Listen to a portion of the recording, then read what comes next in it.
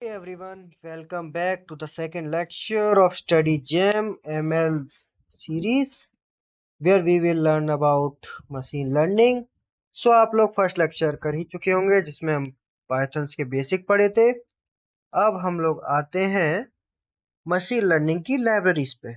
Okay, सो libraries क्यों जरूरी है किसी भी लैंग्वेजेस की या किसी भी काम को करने के लिए? तो सिंपल सा आंसर है कन्वीनियंट। लाइब्रेरीज हमको कन्वीनियंस प्रोवाइड करती है। सिंपल लॉजिक कि अगर हमको कोई भी काम करना है तो हम बिल्कुल स्क्रैच से कोड लिखने के लिए नहीं बैठेंगे, वरना हमको कितना कोड बार बार लिखना पड़ेगा। बहुत लंबा लंबा कोड होगा, सेम कोड रिपीट होगा। तो लाइब्रेरीज बनाई गई थी इसी काम के लिए। सिंपली तो मशीन लर्निंग के लिए भी हम लाइब्रेरीज का यूज करते हैं। टोटली चार libraries mainly, totally not, mainly चार लाइब्रेरीज का हम लोग यूज करते हैं मशीन लर्निंग में। That is your NumPy, Pandas, MATLAB and Seaborn, and there is also a scikit-learn। वो अलग चीज है, उसमें मॉडल्स वगैरह पे आता है। वो हम अभी तक डेटा तक बात कर रहे हैं, डेटा प्रोसेसिंग और डेटा विजुअलाइजेशन के लिए चार हमारे पास लाइब्रेरीज है। ओके, सो फर्स्ट आता है NumPy। NumPy होता है हमारा मैथमेटिकल कैलकुलेशंस के लिए। सो आप सोचेंगे कि मैथमेटिकल कैलकुलेशंस तो हम ऐसे भी कर सकते थे लैंग्वेज में, पाइथन में, तो NumPy बनाने की जरूरत थी। ओके, सो आप लोग को पता होगा नम एक्चुअली पांडास स्लो लैंग्वेज है। उस हमेशा पांडास, आप किसी भी लैंग्वेज से उसको कंपेयर करेंगे, आप किसी भी मान लीजिए आपका फ्रेंड है, वो किसी और लैंग्वेज में कोई काम कर रहा है, मान लीजिए डीएसए ही कर रहा है, और आप उससे बोल दीजिए कि पाइथन अच्छा है, तो वो आपको सीधा आंसर एक ही चीज देता है, पाइथन बहुत स्लो है, पाइथन बहुत स्लो है, एंड पाइथन स्लो है। और उनके पास कुछ ऑप्शन नहीं है, सिर्फ पाइथन स्लो है, यही एक है। सो इसी चीज को कम करने के लिए हम लोग नमपाई का यूज किए। ओके, सो हम नमपाई लाइब्रेरीज बनाए। सो होता क्या है, कैलकुलेशंस को फास्ट करने के लिए हम लोग क्या किए, सी प्लस प्लस में अपनी लाइब्रेरी बनाए नमपाई, जिसको हम लोग यूज करते हैं मैथमेटिकल ऑपरेशंस के लिए। ओके, सो मैथमेटिकल ऑपरेशंस में हेल्प करता है हमारा, फास्ट भी करता है एप्लीकेशन। अब आता है पांडास। पांडास होता है हमारा डेटा को मैनिपुलेट, ऑर्गेनाइज और एनालिसिस करने के लिए। ओके, सिंपली डेटा प्रिपरेशन के काम आता है। मैटलैब एंड सीबॉन्ड का काम होता है डेटा विजुअलाइजेशंस का, कि डेटा कैसे हम विजुअलाइज करेंगे ना, ग्राफिकल वे और एनीथिंग। एनीथिंग मीन्स देख के हमको समझ में आना चाहिए कि डेटा किस तरीके का डेटा है, हमारे पास कितना डेटा है, एनालिसिस करने में आसानी हो।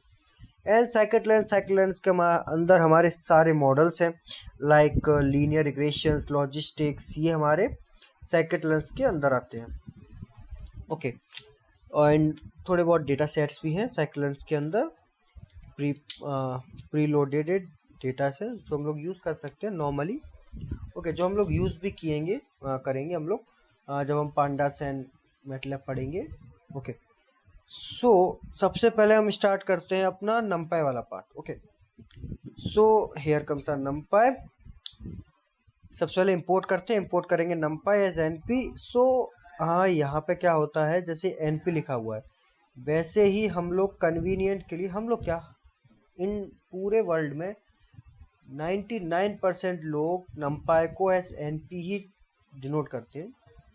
ओके, सो अब हम लोग चेक करेंगे यहाँ पर कितने फास्ट वर्क करता है, क्योंकि हम लोग डेली में फास्ट वर्क करते हैं, कितने टाइम फास्ट वर्क करता है ये नहीं करता, भी नहीं करता है, मुझे तो जानना है। सो हम लोग यहाँ पे एरे बनाए, पाइथन की एरे, नॉर्मल एरे बनाए। ये जो कोड है, ये कोड इस तरीके से वर्क करता है कि आई वेरिएबल है और आई की वैल्यू है वो आई से ले 0 से लेके 10,000 तक जाएगी। ठीक ना, हम लोग ये मतलब इस तरीके का एरे बनेगा।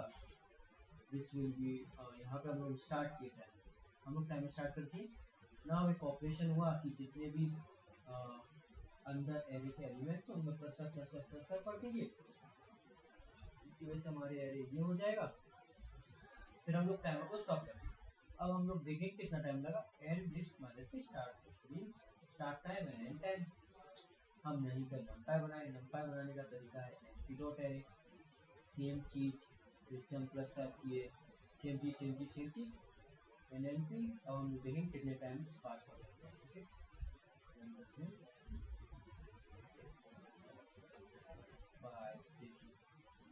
62, जितना ज़्यादा आप लोग हैवी टास्क करेंगे उतना ही फास्ट वर्क कर पाएंगे। उससे क्योंकि पाइथन हैवी टास्क में स्लो वर्क करना स्टार्ट करती है। ओके, तो 62 टाइम्स वर्क करा। अब आप लोग ये सोचिए ये एरे का जो कॉम्प्लेक्सिटी है वो सिंपली बीगो ऑफ एन है, राइट। जस्ट इमेजिन कोई कैलकुलेशन करना है जिसमें बीगो ऑफ एन स्क्वायर लग रहा है, कॉम्प्लेक्सिटी होता है ये टाइम के। अगर आप लोग डीएसए पढ़े होंगे तो आप लोग रिलेट कर पा रहे होंगे। ओके, सो अगर ऐसा है और बीगो ऑफ एन स्क्वायर करना पड़ा, नॉर्मली सिर्फ एन स्क्वायर हुआ है, सो ये कितने टाइम्स फास्ट वर्क करेगा? Can you imagine it? अगर आप कैलकुलेट करेंगे सो इसका आंसर आएगा approximately 3844। Just imagine 3844 times fast work करेगा। ओके, सो कैलकुलेशन कितना फास्ट हो जाएगा अगर एक भी बंदे को अगर 1 मिली सेकेंड का भी हम टाइम बचा पा रहे हैं। एक बंदा नहीं, जस्ट इमेजिन 1000 यूजर्स वर्क कर रहे हैं और 1000 में अगर हम 1 मिली सेकेंड बचा पा रहे हैं, सोच के देखिए 10,000 में हम कितना बचाएंगे, 1 लाख में। एंड कितने बार हम ऐसे ही कर करके टाइम बचा लेंगे, बहुत टाइम बचेगा।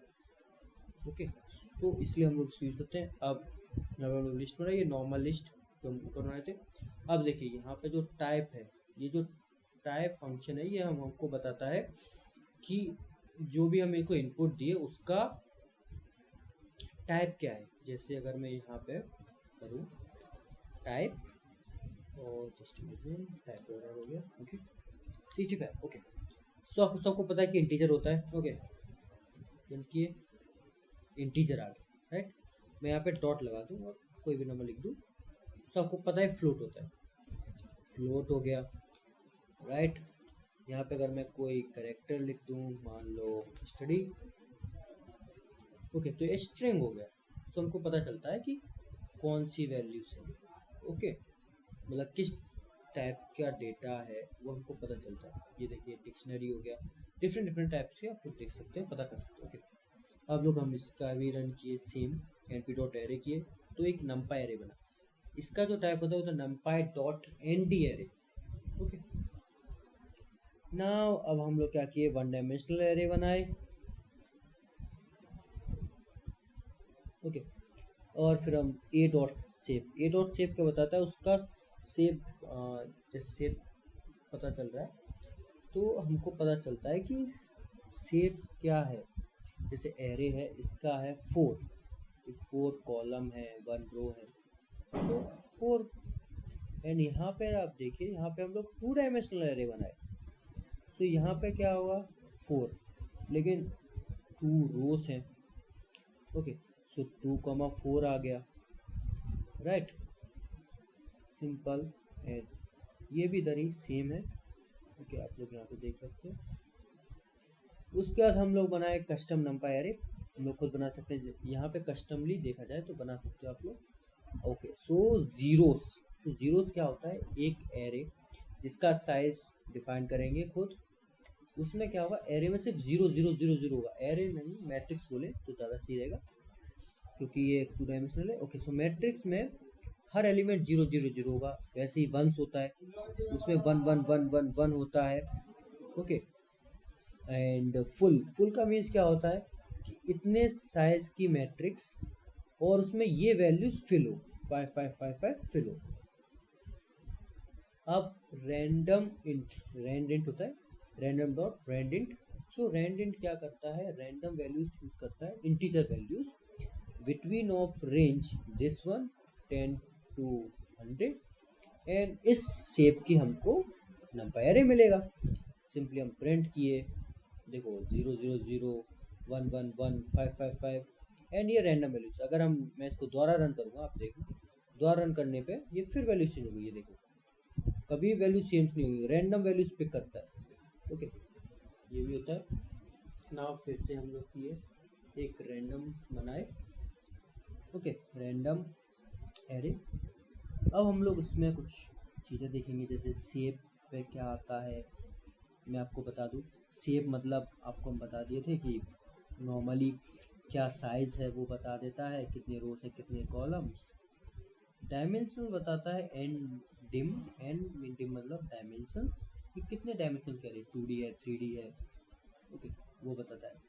सिंपल साइज, साइज बताता है कि उसमें कितने एलिमेंट्स हैं, राइट। जैसे इसमें हम देखेंगे तो 25 एलिमेंट्स हैं, तो हमको 25 देगा। यहाँ पे हम लोग मैट्रिक्स का ऑपरेशंस भी कर सकते हैं, जैसे np डॉट ट्रांसपोज किए, सो ये सी मैट्रिक्स का ट्रांसपोज निकालो और हम उसको प्रिंट किए, ठीक है। देखिए 5.5 साइज, 2 डायमेंशनल एरे, एंड ये रहा आपका 25 एलिमेंट्स हैं, and this will be the transpose. भी हो गया। इसमें डायगोनल्स एलिमेंट सेम है, लेकिन ट्रांसपोज हुआ क्योंकि जो 0,1 पे था वो 1,0 पे, जो वैल्यू जस्ट इमेजिन ये है 1,3 पे, वो 3,1 पे होगी। सो हम पढ़ते 0 1 2 3 3,1 पे, ओके। सो ट्रांसपोज भी हो गया।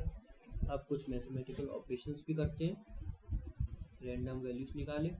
अब यहाँ पे हम लोग मैट्रिक्स का ऐड कर सकते हैं, मैट्रिक्स का मल्टीप्लिकेशन, सब्ट्रैक्शन, डिवाइड सब कुछ कर सकते हैं। सिंपली हमको लिखना है कि करना क्या है और वो हमको करके दे देगा, ओके। प्रिंट करते हैं, ओके। अब देखिए इन दोनों को प्लस किए, 7 और 14 21, सो 21 आ गया, 23, सो 23 के लिए 16 प्लस 7 सो 23 ऐड हो गया, ये सब्ट्रैक्ट हो गया, सब्ट्रैक्ट हुआ a माइनस बी, तो याद रखना a माइनस बी होता है, okay.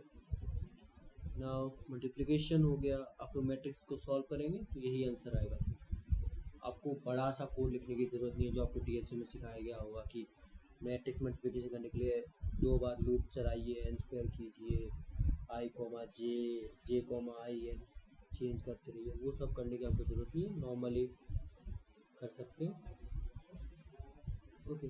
Now simply so NumPy में इतना ही था। नेक्स्ट आप लोग पांडास पढ़ेंगे, okay then, thank you. Okay, so let's start with our pandas. हमने नंपाई पढ़ लिया था, तो अब हम सेकंड लाइब्रेरीज पे जाएंगे, पांडास।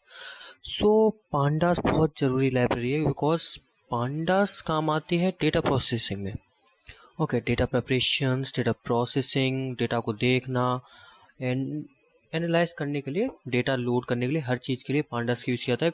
मीन्स पांडा मीन्स डेटा, नॉर्मली डेटा को कैसे प्रोसेस करना है, ओके। सो अब आप लोग जानते ही होंगे कि एमएल जो मॉडल होता है वो डेटा पे ही वर्क करता है, तो इसीलिए पांडास बहुत ज़रूरी हो जाता है। अगर हम डेटा ही नहीं बना पाएंगे तो हम किसी भी मॉडल को ट्रेन कैसे करेंगे, राइट। सो अभी के लिए हम पांडास के बेसिक्स समझते हैं, बेसिक चीज़ें देखेंगे कैसे क्या होता है, ओके। सो होता क्या है, पांडास का खुद का एक डेटा फ्रेम होता है। होता क्या है, पांडास लोड करता है डेटास को, CSV, एक्सेल्स, डिफरेंट टाइप्स के जो डेटा होते हैं उनको वो डेटा फ्रेम में स्टोर करता है, जिसको पांडास डेटा फ्रेम है। 2 dimensional tabular data structure with लेवल axes and row and column, जिसको हम रो एंड कॉलम कहते हैं, ओके। सो सबसे पहले हम इंपोर्ट करेंगे, इंपोर्ट पांडास SPD एंड नंपाई को इंपोर्ट करेंगे साथ में। उसका हम क्या है, एक रैंडम डेटा बना रहे हैं, ओके। सो रैंडम डेटा हमने बनाया, रैंडम डॉट रेंड। सो जब हम इंट लगा देते हैं, रेंट इंट, तो इंटीजर वैल्यू लेता है जो रेंज दिया हुआ है, जैसे 20 और 10। लेकिन जब हम रेंट लिखे तो इसका मतलब क्या होता है, वो उसके बीच में कोई भी वैल्यू हो सकता है, ओके। फ्लोट वैल्यूज कोई भी। सो हमने किया, डेटा बन गया, हमारा एक डेटा बन गया। अब डेटा देखना किस तरीके से है वो हमको देखना पड़ेगा। सो इसमें एक चीज़ होती है df.head, ओके, df.head। सो ये क्या करता है, स्टार्टिंग के फर्स्ट जो डेटास होते हैं, फर्स्ट 5 रोज को ये हमको शो करता है, ओके। सो हम रन किए, ओके। सो अब देखिए हमने टोटल इसका जो साइज रखा तो 20,10 रखा था, तो 20 इसमें रोज है टोटल, और 10 इसमें कॉलम्स है, 0 to 9 इसमें कॉलम्स है। ओके, हर की वैल्यूज अलग अलग अलग अलग है, तो इस तरीके से डेटा फ्रेम में स्टोर होता है। हम चाहें तो हेड के अंदर कुछ वैल्यूज मान लीजिए हमको देखना है, मतलब हेड मतलब होता है स्टार्टिंग की जो रोज है उनको देखना।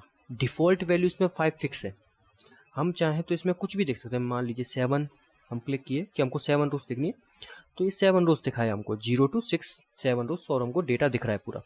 ओके, नाउ हम शेप भी निकाल सकते हैं, जैसे हम लोग नंपाई में निकाले थे शेप, तो हम यहाँ पे शेप निकाले 20,10 जो हम यहाँ पे दिए थे, सेम उसी की बनी हुई है डेटा। अब हम लोग क्या करेंगे, एक लाइब्रेरी और होती है scikit-learn। तो scikit-learn क्या होता है, एमएल में बहुत यूज़फुल लाइब्रेरीज हैं। इसमें हमारा क्या है, डेटा भी लोड होता है पहले से, बहुत सारे डेटा सेट्स प्रेजेंट्स हैं एज एग्जाम्पल्स के लिए। ओके, सो हम इसमें से एक डेटा सेट है जो हम लोड करेंगे, जो है लोड आयरिस। ओके, सो आयरिस क्या है, आयरिस बहुत सारे क्या पेड़ पत्तियों, उनकी लेंथ ब्रेथ, इनके ऊपर बनाया गया है, और इसमें 3 कैटेगरीज होती हैं। ओके, सो पत्तों के हिसाब, पत्तों की लेंथ ब्रेथ, पेटल्स, एप्पल्स, हर चीज़ की, तो 3 इसमें कैटेगरीज हैं, वो हम आप लोग डेटा को अलग से पढ़ सकते हैं। अब ये लोड हो गया एक आयरिस नाम के वेरिएबल में, हमने लोड किया। ओके, अब हम प्रिंट कर सकते हैं आयरिस को कि आयरिस क्या है। अब एक चीज़ देखिए, ये देखिए, इसमें टोटल देखा जाए तो 1 2 3 4, इसमें टोटल 4 कॉलम्स है, और रोज डिफ़ॉल्ट 150 है इसमें टोटली। ओके, एंड एक और कॉलम है जो कि है टारगेट, जो टारगेट हमको बताती है कि क्या कहते हैं, कौन सी टाइप का है, 0 है, 1 है, 2 है, इनकोडेड होते हैं ये न्यूमेरिकल्स में। इनको हम पता कर सकते हैं किस तरीके से, जैसे टारगेट नेम दिया हुआ है सेटोसा, 0 मतलब setosa, versicolor means 1, and virginica means 2। Okay, अब हम और आगे देखेंगे, और आगे देखेंगे। ये देखिए टोटल नंबर ऑफ इंस्टेंसेस हैं, ये 4 न्यूमेरिकल्स, प्रिडिक्टिव टाइप्स, ये सब कुछ दिया हुआ है। फिर ये कॉलम नेम्स है।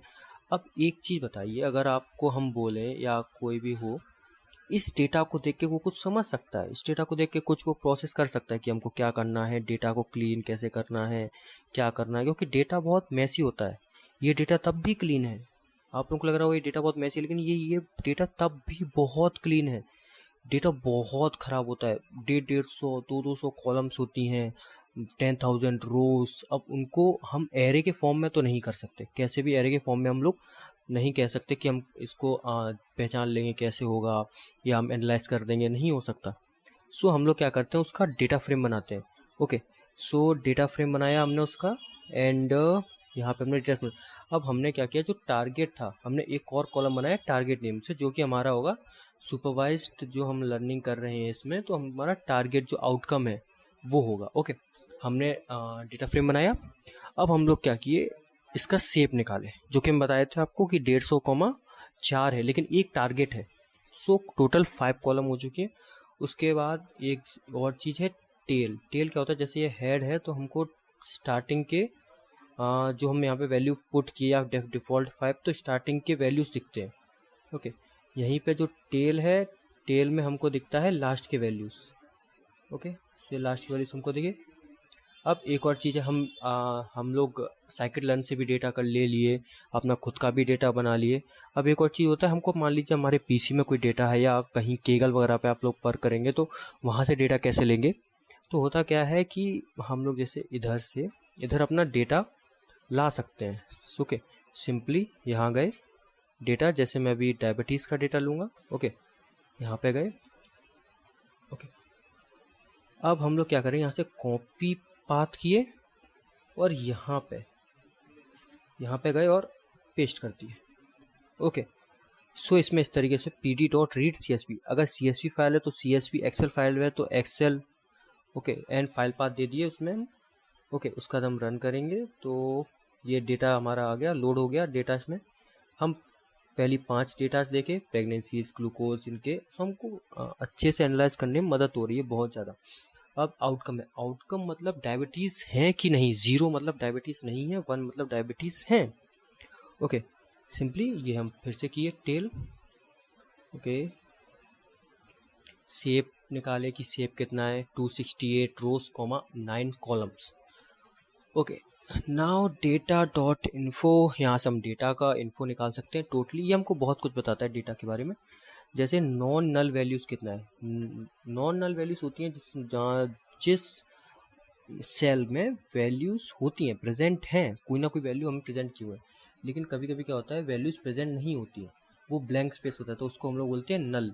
जहाँ पे लिखा होता है NaN, उसका मीन्स होता है नल। सो वो वैल्यूज़ हमको हटानी होती हैं, क्योंकि वो उस पर मॉडल ट्रेन नहीं हो सकता। मॉडल हमेशा न्यूमेरिकल डेटा पे ही ट्रेंड होता है, कैटेगोरिकल डेटा पे भी नहीं होता है। ओके, अगर कोई मॉडल, जैसे आप लोग बाद में पढ़ेंगे, कैट बूस्ट होता है जो कैटेगोरिकल डेटा भी ले सकता है।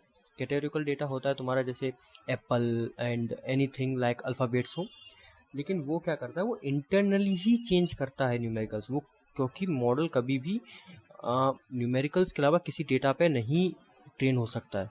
ओके, सो हम लोग यहाँ पे देख सकते हैं, बाकी हमको बता दिए डी टाइप कितना है, ये इंट है, इंट ये फ्लोट है। ओके, नाउ सो इसमें हमें पता चलेगा कि टोटल फ्लोट वैल्यूज 2 है एंड इंटीजर्स वैल्यू 7 है। Okay, now data dot count, data dot count क्या करेगा, इसमें जो ये वाली वैल्यूज है, ये वैल्यूज हमको निकाल के देता है डेटा डॉट काउंट। ओके, सो हम लोग डेटा डॉट काउंट किए, 268 डेटा क्लीन, बहुत डेटा क्लीन है इस वजह से। अब डेटा डॉट डिस्क्राइब का हम यूज़ करते हैं। डेटा डॉट डिस्क्राइब क्या करता है, हमारा किसी भी डेटा का पूरा डिस्क्रिप्शन देता है कि कितना काउंट है, मीन क्या है, उन सारी वैल्यूज़ को ये सम करता है और जितने नंबर ऑफ रोज हैं उससे डिवाइड कर देता है, जिससे हमको मीन पता चलता है। स्टैंडर्ड एंड मिनिमम वैल्यूज़ कितनी है, मैक्सिमम वैल्यू कितनी है उसकी, वो सब हमको बता देता है। ठीक है, आउटकम में कुछ है नहीं, 0 1 होता है तो आउटकम ज़्यादातर देखा नहीं जाता है, सिर्फ जो आउटकम्स के अलावा जो भी कॉलम्स होते हैं उनको एनालाइज किया जाता है।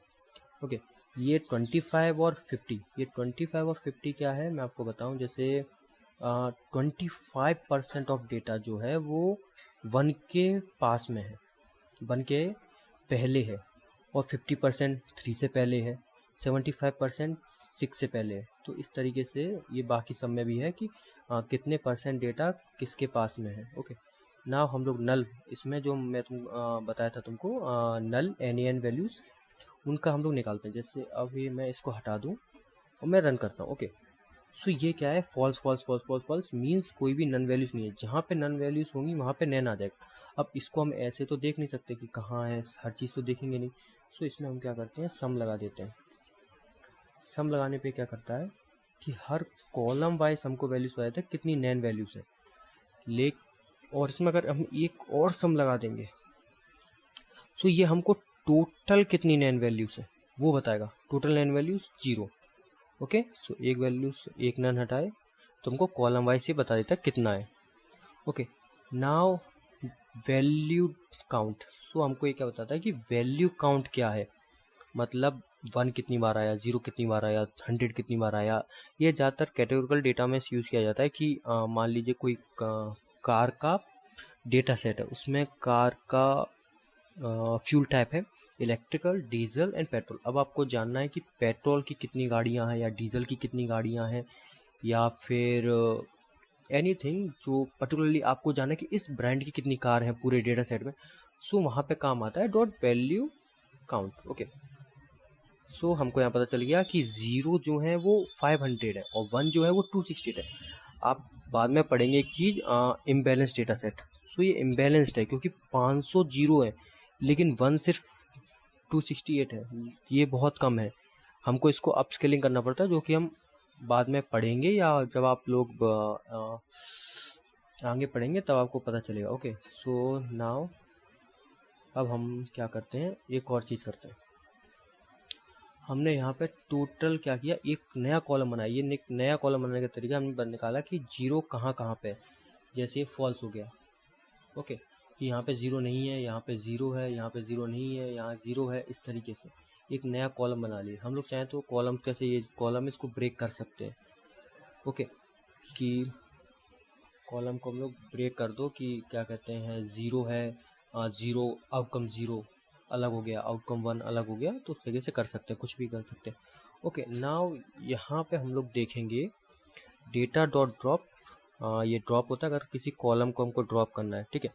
तो कॉलम इक्वल टू कॉलम, अब जो मैंने नया डेटा बनाया मैं उसको हटाना चाहता हूँ। ओके, अभी मैं आपको इन प्लेस हटा के दिखाऊंगा, ठीक है। और इसको हम कमेंट आउट कर देते हैं। नाउ अब हम उसको रन किए, ठीक है। रन करते ही कॉलम 0 हट गया, लेकिन यहाँ पे एक और चीज़ होगी। अगर मैं दोबारा से देखूँ डेटा डॉट हेड और मैं इसको रन करूँ, क्या लगता है कि कॉलम हटा होगा कि नहीं हटा होगा? राइट, क्योंकि मैंने भी बोला कि कॉलम हटेगा, लेकिन जब हम इसको रन किए तो कॉलम नहीं हटा।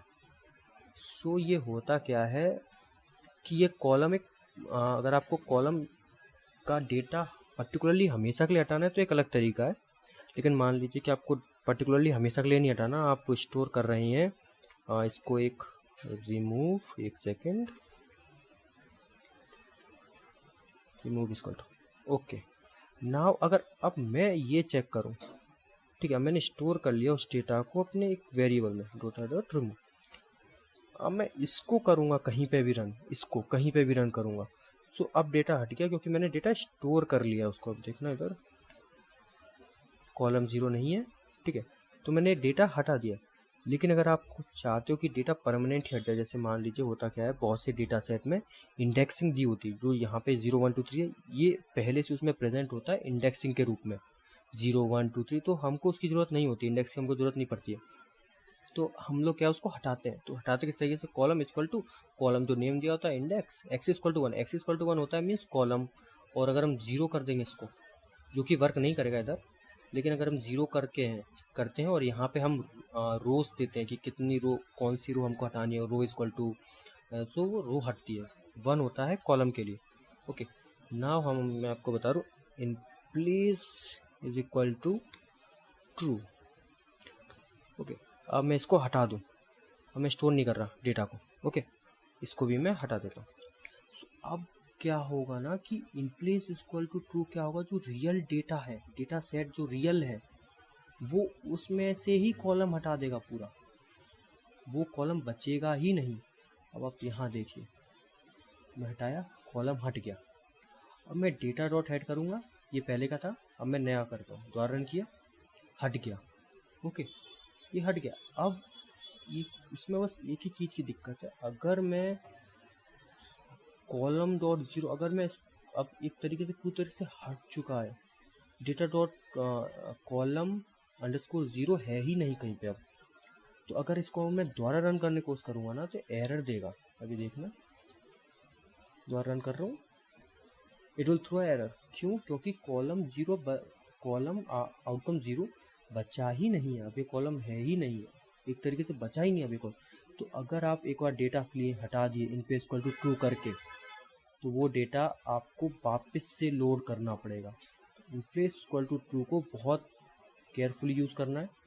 देखो जैसे यहाँ पे अगर मैं फिर से इसको रन करूँ, राइट, उसके बाद अगर मैं इसको रन करूँ, अब ये रन होगा, क्योंकि अब मैं इसको रन करूँगा तो नहीं होगा। तो याद रखना सीक्वेंस किस तरीके से लेना है, किस तरीके से करना है, ठीक है, हर चीज़ का याद रखना है। इन पे इक्वल टू ट्रू तभी लेना है जब आपको लगे कि कॉलम बिल्कुल ही ज़रूरी नहीं है। तो जैसे मैं यहाँ पे एक अपना रेफरेंस बनाया था, रेफरेंस बना सकते हैं, ओके। या फिर आप लोग चाहें तो एक और चीज़ कर सकते हैं, एक होता है डेटा कॉपी करना। आप ऐसा नहीं कर सकते डेटा इज इक्वल टू देखिए डेटा 2 बना लिया मैंने, इक्वल टू डेटा, ऐसे करोगे तो डेटा का सिर्फ कॉपी नहीं बनता है। अगर आप डेटा 2 में कुछ चेंज करोगे तो डेटा भी चेंज हो जाता है। अगर आप डेटा 2 में कोई ऑपरेशन किए, कॉलम हटाए, तो डेटा में से भी हट जाता है। तो ऐसा नहीं करना है। यहाँ पे एक चीज़ होता है डॉट कॉपी, राइट। अब क्या होगा, डेटा 2 जो है वो कॉपी बन चुका है। अब डेटा और डेटा 2 दोनों अलग अलग है। अब मान लीजिए मैं आपको ऐड किया, अभी हुआ, ठीक है। अब मैं इसके अंदर कुछ भी करूं, कुछ भी, लेकिन डेटा के अंदर चेंजेस नहीं हुआ। जैसे मान लीजिए मैं इसको कॉपी करता हूँ, जस्ट मैंने सॉरी इसको कॉपी करता हूँ, ओके। नाउ डेटा 2 को, ओके, अब मैं इसमें से ग्लूकोज वाला कॉलम हटा दूँ, fat, glucose glucose glucose glucose. मैं इसको हटा दिया 2। अब चलो देखते हैं क्या हुआ आखिरकार। Data to dot head. Okay okay, देखो इसमें से ग्लूकोज हट गया, लेकिन अगर मैं डेटा डॉट हेड रन करूँगा तो अब इसमें कॉलम है, इसमें नहीं है। लेकिन अगर मैं कॉपी ना लगाऊं, ओके, मैं डेटा 2 को दोबारा लोड किया, डेटा लोड हुआ, मैंने कॉलम हटा दिया, हेड किया, ठीक है, कॉलम हट गया और इसमें से भी हट गया, तो डेटा इस तरीके से तो गलत हो जाएगा ना डेटा। अब अगर सोचो कि यहाँ से ग्लूकोज हट चुका, अब मेरे को ग्लूकोज लाने के लिए स्टार्टिंग में जो मैं यहाँ था, मुझे यहाँ से डेटा मुझे यहाँ से डेटा दोबारा से लोड करके दोबारा पूरा रन करना पड़ेगा। इमेजिन करके देखो, इसके बीच में कोई ऐसी प्रोसेस है जो 3-4 मिनट ले रही है, 10 मिनट ले रही है, 1 घंटा ले रही है प्रोसेस होने में, तो आप क्या दोबारा से लोड करेंगे पूरा 1 घंटे फिर से देंगे? नहीं। इसीलिए हमेशा जब भी डेटा के साथ कुछ भी चेंजेस करना है, हमेशा उसकी एक कॉपी बना लो पहले से ही।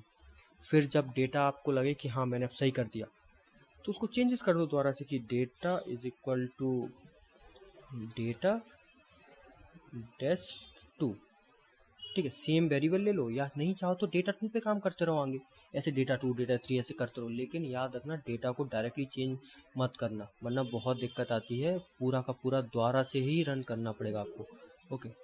दोबारा से फिर रन करोगे, फिर वो सेम होगा, तब जाके कहीं पे वो दोबारा से लोड होगा आपका डेटा। सो उसको याद रखना है कि डायरेक्टली नहीं करना है, डॉट कॉपी लगाना है, उसके बाद ही करना है कोई भी चीज़, जिससे कि अपना जो प्राइमरी डेटा है वो चेंज ना हो, okay.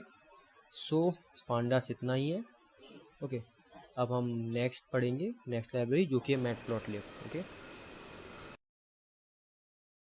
Okay, so now let's start with our third library for the ML part. Okay, so हम numpy पढ़ लिए, pandas पढ़ लिए, means numpy means calculations, pandas means data manipulations and data analysis. So अब data को आप लोग directly तो नहीं समझेंगे कि 1010 दिया है या डेटा कितना स्प्रेड है, वो आप हर कॉलम को एक बार देख के तो नहीं समझेंगे।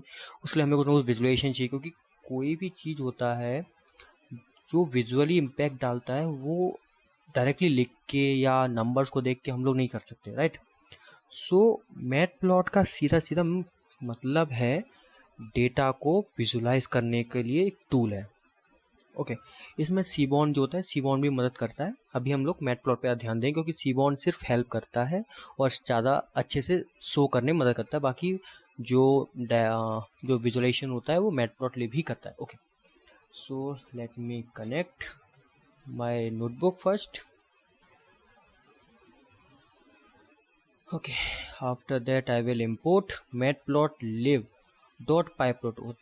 है क्या मैटप्लॉटलिब? क्या है, जो मैटलैब है उसको यूज़ करके बनाया गया है। तो हम लोग क्या करते हैं, मैटप्लॉटलिब के अंदर एक लाइब्रेरी और है पाइप्लॉट, हम लोग उसको यूज़ करते हैं SPLT जो हम लोग यूज़ किए। ये एक स्टैंडर्ड तरीका है, जैसे PD, NP, NS, NS जो भी है, इसको इस तरीके से किया जाता है, ओके। इसको लोड करते हैं, लोड हो गया। अब हम लोग यहाँ पे किए, हम डेटा बनाए। लिन स्पेस का मतलब क्या होता है, नमपाई में लिन स्पेस होता है 0 से 10, मीन्स 10 जो है वो क्या कहते हैं, वैल्यूज़, ओके। हम लोग ने क्या किया, 0 से 100 evenly spaced point between 0 to 10, means हमने क्या किया, 0 to 10 की जो रेंज है उसको 100 टाइम्स डिवाइड कर दिया, ओके। फिर हमने एक फंक्शन बनाया लीनियर, आपको पता है y=x, क्वाड्रेटिक बनाया y=x²। अब जो मैं आपको बताया था पांडास में कैटेगोरिकल डेटा वो इस तरीके से दिखता है, ओके। एक तरीके से आप लोग उसको वहाँ पे रिलेट कर सकते हैं, राइट। हमने क्या किया, कैटेगरी है ये, ओके, कि हमारे पास ये मान लीजिए बकेट है, बास्केट है, बास्केट के अंदर हमने फ्रूट्स रखे हुए हैं, ये 4 तरीके के, ओके। उनकी क्वांटिटीज़ हैं 45, 40, 15, 30 एंड होता है। अब ये तो बहुत छोटा है, मान लीजिए thousands of data, means thousands हैं, इसके बाद भी बहुत लिखे हुआ है और यहाँ पे क्वांटिटी बहुत लिखा हुआ है। तो हर डेटा को कैसे आप लोग जांचोगे या समझोगे कि इसका ये है, सबसे ज़्यादा कौन है, सबसे कम कौन है, किससे ज़्यादा कौन है, कंपेयर कैसे करोगे। सो उसके लिए हम लोग, अब मैं कुछ तो चाहिए विजुलाइज करने के लिए, सो हम लोग ये लिए। ओके, नाउ हम लोग क्या किए, डेटा बना लिए, सब कुछ कर लिए। ओके, ये हमारा डेटा बन गया। ओके, नाउ हम लोग क्या, सबसे पहले हम सीखेंगे लाइन प्लॉट। लाइन प्लॉट क्या करता है, लाइन प्लॉट सिंपल सी चीज़ है, किसी भी ग्राफ को एज अ लाइन रिप्रेजेंट करना। Means y equal to x square है, या हम कोई भी ग्राफ बनाते हैं, मैथ्स में आज तक ग्राफ बनाते हुए आए हैं, वो सब लाइन ग्राफ होता है, बिकॉज वो 1D है। ओके, सिंपली उसमें लाइन है और कुछ नहीं है उसके अंदर। ओके, नाउ वही हम पहले प्लॉट करेंगे। PLT डॉट फिगर, फिगर क्या होता है, कोई भी फिगर हम बनाते हैं तो उसको पहले फिगर लिखते हैं, ये सिंटैक्स है। हम यहाँ पे फिगर साइज देते हैं 10,4, हमने फिगर साइज दिया, वाइड 8 एंड टॉल मीन्स जो हाइट है वो मान लीजिए 4 है। ओके, अब हम लोग दो प्लॉट्स करेंगे, एक अपना x जो हम फंक्शन बनाए थे लीनियर, और एक क्वाड्रेटिक एक्स स्क्वायर। सो सबसे पहले हम डेटा देंगे, x हमारा डेटा हुआ, ये हमारा नॉर्मल डेटा, ये हमारा y, हमने x दिया या हमने y दिया, लेवलिंग कर दी। ये सिर्फ दिखाने के लिए होता है कि हम, या अच्छे से हमको समझ में आए तो हम लेवल करती है, कलर चूज कर सकते हैं। लाइन स्टाइल, लाइन स्टाइल क्या करता है, अगर मैं यहाँ डैश डैश लिखा तो कोई भी लाइन जो बनेगी इसके द्वारा वो डैश डैश डैश में बनेगी। ओके, एंड लाइन ब्रेथ, तो हम यहाँ पे लाइन ब्रेथ भी दे सकते हैं, कितना भी है वो। ओके, ये हम टाइटल दिए, एक्स लेवल्स की, एक्स एक्सिस किस चीज़ की है, वाई एक्सिस किस चीज़ की है। लेजेंड, लेजेंड क्या होता है, मान लीजिए आप ग्राफ बनाए, आप किसी को आप ग्राफ भेजे, सिर्फ फोटो भेजे, तो उसको पता कैसे चलेगा कि एक्स किसका है, वाई किसका है। एंड जो यहाँ पे ग्रिड है, ग्रिड हमारे नॉर्मली जो ग्राफ पेपर में जो ग्रिड्स होती हैं उसी टाइप की ग्रिड्स बना देता है। इसमें alpha is equal to 0.3 mean कितना हमको उसको विजुअल रखना है। बाकी PLT जो डॉट शो है, ये हमेशा ग्राफ को शो करने के लिए हमको लिखना ही पड़ता है हमेशा। ओके, सो अब मैं इसको रन करूँगा एंड देखिए ये ग्राफ बना दिया इसने। ये हमारा क्वाड्रेटिक है, ये हमारा नॉर्मल लाइन है। ओके, नाउ अब हम देखेंगे बार चार्ट। सो बार चार्ट कंपैरिजन वर्क के लिए यूज़ किया जाता है। बार चार्ट जैसे बार प्लॉट होता है अपना, उस तरीके से रहता है कि हाइट से हमें पता चलता है कि कितना किसकी फ्रीक्वेंसी ज़्यादा है, या कौन ज़्यादा बड़ा है, या कौन ज़्यादा बार आ रहा है, शो हो रहा है रिपीटेड वैल्यूज़ के लिए। सो इसमें भी सिंपल है, हम लोग डॉट बार लगाए तो बार निकला, बार ग्राफ बनेगा। इसमें हम लोग वही x दिए कैटेगरीज, y क्वांटिटी, सो हम ऊपर दिए थे। कलर जो हम लोग चूज़ कर सकते हैं, नहीं करेंगे तो नॉर्मल डिफ़ॉल्ट ब्लू कलर होता है, उसमें सारी वैल्यूज हो जाएंगी। ओके, नाउ एच कलर क्या होता है, जो बार ग्राफ बनेगा उसमें जो लाइंस होती हैं उनका कलर हमको क्या चाहिए, वो दिखाने के लिए कि हमको अच्छे से दिखे। फिर से title, x level, Y level and PLT dot show हमको हमेशा करना ही पड़ता है। ओके, सो हम रन करते हैं, नाउ रन हुआ और ये देखिए ग्राफ बना। ओके, अगर मान लीजिए मैं इसको हटा देता हूँ, जस्ट अ सेकेंड। ओके,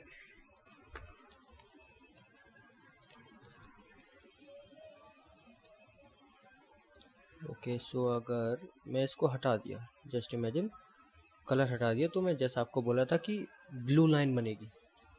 ये देखिए पूरा ब्लू बना, ब्लैक उसमें एच कलर हुआ। अब हम इसको भी हटा देते हैं, एक्स और वाई बना सिंपल। सो अब देखिए ये इस तरीके का ग्राफ बनेगा। नॉर्मली अगर बनाना चाहो तो इस तरीके का ग्राफ बनता है। ओके, सो मैं इसको कर देता हूँ, जिससे आप लोगों के पास जब नोटबुक आप लोग इसको देखेंगे तो आपको नॉर्मली मिले। ओके, सो मैं इसको दोबारा से रन कर लेता हूँ। Okay, now histogram. हिस्टोग्राम भी वही सेम होता है, जैसे हम लोग इसमें एक्स वाई के ग्राफ बनाए, वैसे हिस्टोग्राम बार ग्राफ होता है, छोटे छोटे बार ग्राफ्स होते हैं, उनके लिए हिस्ट लिख दिया, फिर से वही एक्स। बिन्स क्या होता है, फ्रीक्वेंसी बताने के लिए यूज़ किया जाता है। कलर दे दिए, अल्फ़ा मीन्स होता है कि कितना हमको उसको शो करना है। एच कलर सेम वही है, ज़्यादातर फिर रिपीट होता रहता है। वैल्यूज कोई बड़ी बात नहीं है, ज़्यादातर रिपीट ही होता रहता है बस। ये देखिए इससे हमको क्या पता चला, इसको हम पता चल रहा है कि यहाँ पे डेटा बहुत ज़्यादा हाई है। ओके, जैसे जैसे हम डेटा सुधार रहे हैं, यहाँ पे डेटा देखिए कितना कम है, -4 पे डेटा बहुत कम है, N3 पे धीरे धीरे डेटा कम होता जा रहा है, कम होता है, और फ्रीक्वेंसी बहुत कम हो गई, बहुत कम। लेकिन 0 के आसपास फ्रिक्वेंसी बहुत ज़्यादा है, थोड़ा सा बीच में 0 और -1 के बीच में फ्रिक्वेंसी सबसे ज़्यादा है, तो हमको ये सब देख के पता चल जाता है। नाउ अब हम बनाएंगे स्कैटर प्लॉट। स्कैटर प्लॉट क्या होता है, ग्राफ, मान लीजिए ग्राफ पेपर है, just imagine Y and X का, और हम डॉट डॉट डॉट डॉट में डेटा मीन्स डेटा, हम पॉइंट्स को कनेक्ट नहीं किए, सिर्फ पॉइंट्स को हम प्लॉट कर दिए, dot dot dot dot dot. So उससे हमको पता चलता है। हम यहाँ पे अपना डेटा बनाए पहले, रेंडमेंट्स वैल्यूज, एक्स वैल्यूज, ये नॉर्मली डेटा है, ठीक है। हम जिसको डेटा बनाए, फिर हम प्लॉट किए, title, x level, Y level, वही सब हम किए, और उसके बाद हम शो कर देते हैं। अब सो ये डेटा शो हो गया। आप देखिए डेटा सारा शो हो चुका है। स्कैटर प्लॉट से कैसे वर्क करता है। सब प्लॉट्स का होता है, मान लीजिए हमको कंपैरिजन करना है बहुत सारे ग्राफ्स का, 3 या 4, 10 कितने ग्राफ्स हैं, तो हमको उनको शो किस तरीके से करना है वो डिपेंड करता है, ठीक है। तो उसमें हम लोग यूज़ करते हैं सब प्लॉट। फिक और एक्सिस किस एक्सिस पर रखना है आपको वो देखते हैं। बाकी plt डॉट सब प्लॉट्स किए 2,2, हमको 2,2 का एक तरीके से ग्रिड बन गया 2,2 का। अब यहाँ 1 2 3 4 ऐसे करके इमेजेस आएंगी। यहाँ पे फिक्स साइज़ की पर्टिकुलरली एक का कितना साइज़ होगा वो निकाला। यहाँ पे हमको एक्सेस देना होता है 2 डायमेंशनल में, 0,0 पे हमारा लीनियर होगा। फिर हमारा जो बार वाला है, जो हम बार वाले बनाए थे, वो हमारा 0,1 पे होगा, मतलब इस तरफ होगा, 0,0 इस तरफ होगा, और 1,0 इधर, फिर 1,1 इधर। इस तरीके से हम लोग प्लॉट किए। मतलब हम लोग जो अभी तक ग्राफ देखे उन सबको एक ही जगह पे हम लोग प्लॉट करेंगे एक साथ। जो हमारा प्लॉट हो गया 1 2 3 4, ये सब प्लॉट हो गए। अब हम लोग क्या करते हैं, चलिए हम डेटा सेट आपको दिखाए थे डायबिटीज़ वाला, उसको हम दोबारा से लोड करते हैं और उस पर भी थोड़ा सा देख लेते हैं कैसे क्या वर्क होता है। उसमें एक चीज़ होता है तुम्हारा बॉक्स प्लॉट। सो बॉक्स प्लॉट क्या होता है, बॉक्स प्लॉट का यूज़ मेनली किया जाता है आउटलाइनर्स के लिए। ओके, आप लोग सोचेंगे आउटलाइंस क्या होते हैं। ओके, सो आउटलाइंस इस तरीके से होते हैं, जैसे मान लीजिए ग्राफ है पूरा का पूरा, लेकिन इसमें जो हिस्टोग्राम है आप देख रहे होंगे बिल्कुल एंड में बहुत कम डेटा है, बहुत कम। तो हम क्या करते हैं, इस डेटा को हटा सकते हैं चाहे तो, क्योंकि ये डेटा हमारे जो मॉडल होता है उसको इम्बैलेंस करता है। तो हम लोग इसको नॉर्मली यूज़ करते हैं इस चीज़ के लिए। ओके, सो इसको हम हटाने के लिए तो हम देखते हैं कितना चाहिए। वो क्विंटल्स वगैरह होता है, वो बहुत थोड़ा सा अच्छा टॉपिक है, उसमें टाइम लगेगा पढ़ाने में। सो अभी हम मैट प्लॉट पे ध्यान दे रहे हैं तो उसको हम नहीं पढ़ेंगे। ओके, यहाँ पे हम लोग वही फिग एंड एक्सिस, इस कोड को आप याद कर लीजिए। ओके, क्योंकि जब आपको कोई, या आप जब बॉक्स प्लॉट पढ़ेंगे तो आपको ये समझ में आ जाएगा क्यों है। ओके, अभी के लिए आप सिर्फ देख सकते हैं। टाइट लेआउट का मतलब ये होता है कि ओवरलैप ना करे कोई भी इमेजेस। अगर हम ये नहीं लगाएंगे तो ये इसके साथ ओवरलैप कर सकती है, ये इसके साथ ओवरलैप कर जाए तो इमेजेस ऐसे दिखेंगे। तो हमें ये होता है, हमें हर चीज़ बताए। अब जो ये 0,0 से ये हम लोग जो हम आपको बताए आउटलाइन देखिए यहाँ पे कितना ज़्यादा है, तो इसको हमको हटाना ही पड़ेगा क्योंकि मॉडल वरना ख़राब बिहेव करता है, मॉडल अच्छे से बिहेव नहीं कर पाता। ओके, नाउ बॉक्स प्लॉट भी हो गया। अब 7 है कोरिलेशन ग्राफ। कोरिलेशन ग्राफ मैं आपको पहले प्लॉट करता हूँ, उसके बाद आपको बताता हूँ क्या होता है। ओके, नाउ प्लॉट होने में टाइम लगेगा थोड़ा सा। इसको हम लोग हीट मैप भी बोलते हैं। ओके, कोरिलेशन ग्राफ और हीट मैप, राइट। सो एक बार रन हो जाए। ओके, नाउ इसमें क्या होता है कि प्रेगनेंसी, यानी ये जो रो और कॉलम के बीच में प्रेगनेंसीज, इन दो के बीच तो 1 है।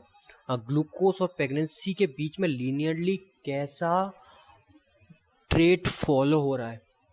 मीन्स क्या हो रहा है कि ग्लूकोज बढ़ रहा है तो प्रेगनेंसी के हिसाब से बढ़ रही है, ग्लूकोज कम हो रहा है तो प्रेगनेंसी, मतलब एक दूसरे कॉलम्स के आपस में कोरिलेशंस को ये बताता है कि कोरिलेशन कितना अच्छा है। ओके, जैसे यहाँ पे अगर देखा जाए तो 0,54, यानी प्रेगनेंसीज और एज आपस में कोरिलेटेड हैं, 0.54 से। ओके, सो होता क्या, जब मान लीजिए यहाँ पे आया 0.9 आ गया।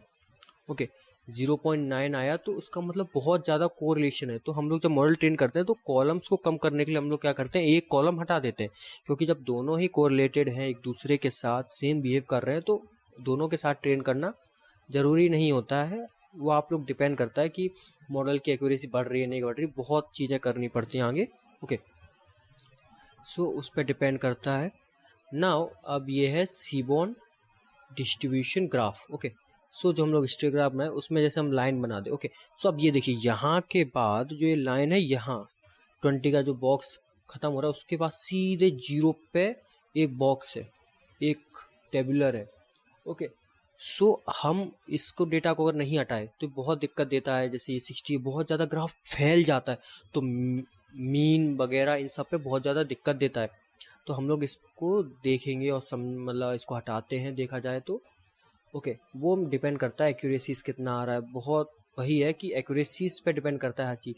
और एक्यूरेसी ज़्यादा डिपेंड करता है, एक होता है F2 स्कोर जो आप लोग पढ़ेंगे। F2 स्कोर क्या होता है, वो मॉडल की रियल एक्यूरेसी बताता है कि कितना अच्छा मॉडल बिहेव कर रहा है। ओके ओके, सो इतना ही था अभी के लिए। मैटप्लॉट यही ख़त्म होता है, आप लोग देख सकते हैं। आपको ये करना है, एक बार कोड कीजिएगा, अपने आप समझिएगा, डिफरेंट वैल्यूज़ लीजिए, डिफरेंट चीज़ें, इनको चेंजेस कीजिए, लिन स्पेस को चेंज कीजिए, क्वांटिटीज चेंज कीजिए, कैटेगरीज चेंज कीजिए, एंड देखिए कैसे कैसे बिहेव चेंज होता है। अलग अलग वैल्यूज़ को चेक कीजिए।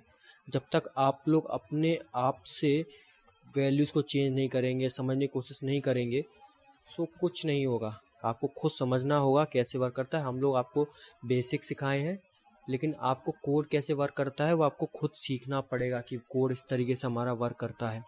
Okay, so thank you, and करते हैं इस लेक्चर को इधर ही।